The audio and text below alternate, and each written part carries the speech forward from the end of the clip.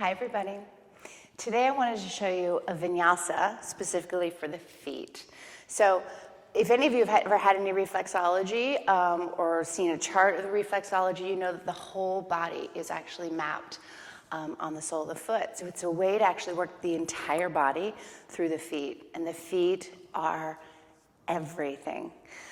So sitting in traditional like Vajrasana, again with the heels of the pelvis on the heels of the feet, snuggling in, we want to start by working with a flexed foot Vajrasana. So that's going to open up the front body. So a way to come in it is to come forward, tuck your toes underneath, and then sit back on the heels. Now for a lot of people, this is a part of the body that's not really open, so it can be really intense. It can feel really intense on the toes.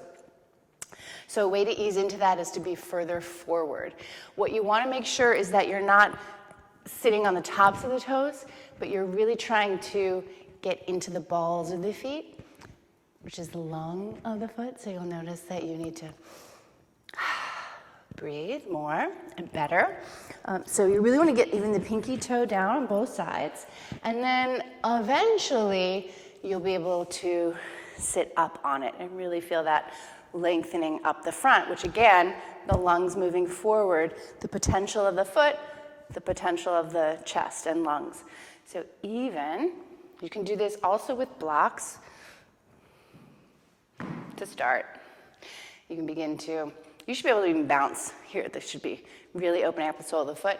And then eventually you can even come all the way up and down. So you could do it without the blocks. And then, and even if you're here or here, this might be where you're practicing for 10 days, 20 days, a month. If you do this every day for a month, your foot will change. And once your foot changes, everything changes.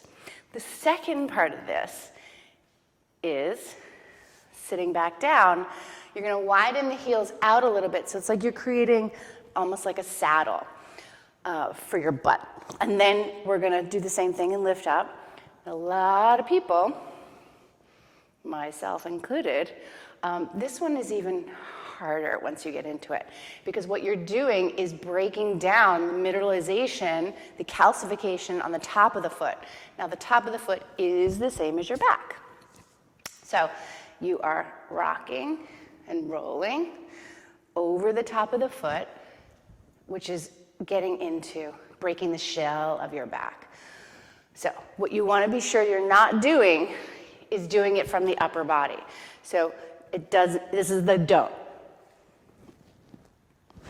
Did you see that? I pressed down and did it. You want to really begin to roll over the feet. So even if you need the blocks, it's not coming from the upper body. We're all doers, human doing, instead of a human being, which is a first floor, stability. So eventually, you're doing a vinyasa, working the sole and the top. So moving into the potential, reflecting on the past, kicking you forward into the future. And really this also works, builds up an arch, breaks down an arch that's too high, builds up an arch that's flat, so you really find the moment, the rise, the elevation. This is something amazing to do before practice. It's actually a complete practice itself. So, foot vinyasa.